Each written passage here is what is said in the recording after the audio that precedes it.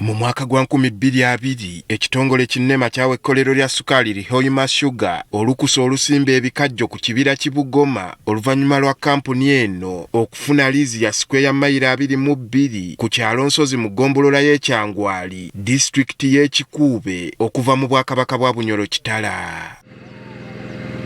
Okuva bano lwe baweebwa olukusa emirimu egy'enjawulo gibadde gigenda mu maaso nga we twogerera ekibira kino kibadde kitandise okusaanawo.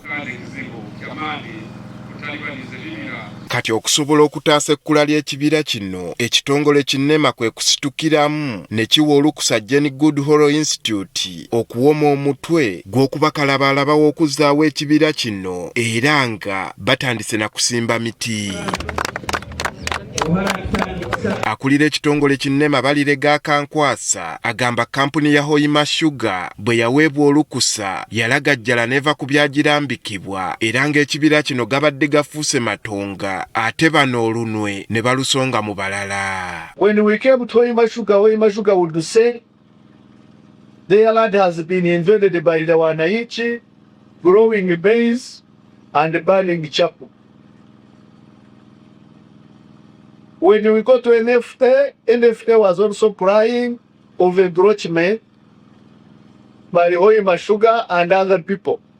So it was total confusion as to who exactly is degrading the forest. Ategeezezza ng'oluvannyuma lw'okulaba ng'obutonde bw'ensi busaanawo mu kitundu kino baawalirizibwa okusazaamu olukusa olw'enjawulo lwe baali bawadde eri abakolera ku ttaka ly'ebimu ku bibira. We cancelled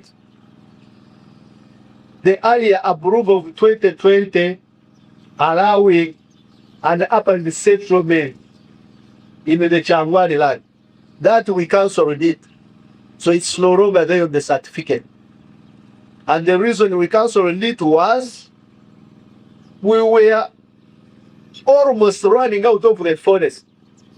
There was massive degradation, both in the Changwani land and Ugoma Central Forest Reserve, as you've heard from the RDC. Era bano we baasinziira okuwa ekiragiro eri kampuni ya Sugar okuzaawo ebyali byonooneddwa mu kibira kya Bugoma olw'obulagajjavu. The certificate holder must be responsible whether degradation is by him or another person not doing study, because the certificate is given to the company.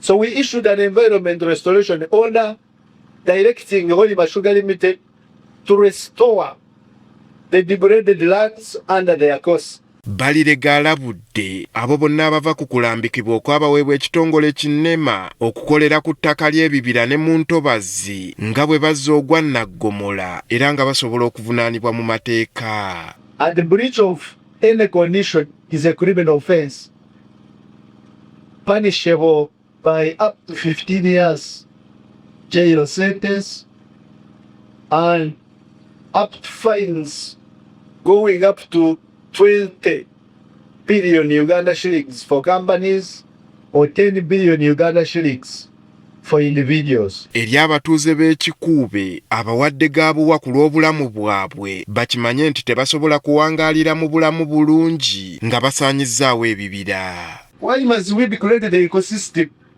to need an AC in order to sleep? Can't we see that if we do not stop this degradation, even living under AC may not be sustainable? How many Kikuube residents can afford AC in any case? Ye Fred Kiza ku lw'akulira ekkuumiro ly'ebisolo ni Action National Park alabudde abatuuze abeefunyiridde mu kulimira mu kkuumiro ly'ebisolo lino nti baakuvunaanibwa. Including transit on the road, you'll be arrested, you'll be prosecuted, and we are mandated to stop whoever is found cultivating,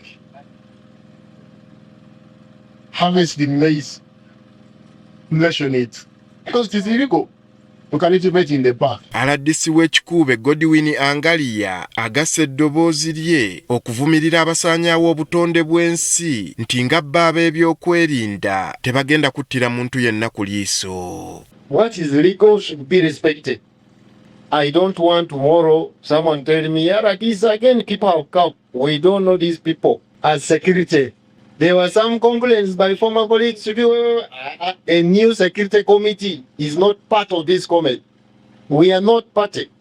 NEMA, play your part. Raggisekaramula Madoso wa Hoima Sugar atangaazizza ng'obuzibu bw'okusaanyaawo ekibira we butaali bwabwe bokka nga ku sikweya mayiro 22 ezaali z'abaweebwa bo baakozesaako eziri mu 9 zokka ezisigadde abatuuze be baavaako obuzibu. But we find that most of the area is degraded, either it is under maize or wheat, some other crops. So we have got the approval from NEMA for the restoration. We got the approval in December. We started right earnestly the planting immediately. Kampuni y'okulwanirira kw'okusaanawo kw'ekibira kino ezzeewoomebwamu omutwe abalwanirizi b'obutonde bw'ensi ab'enjawulo wabula nga bano bazze basiiwa nsaano ku mazzi. Kyokka munyikirize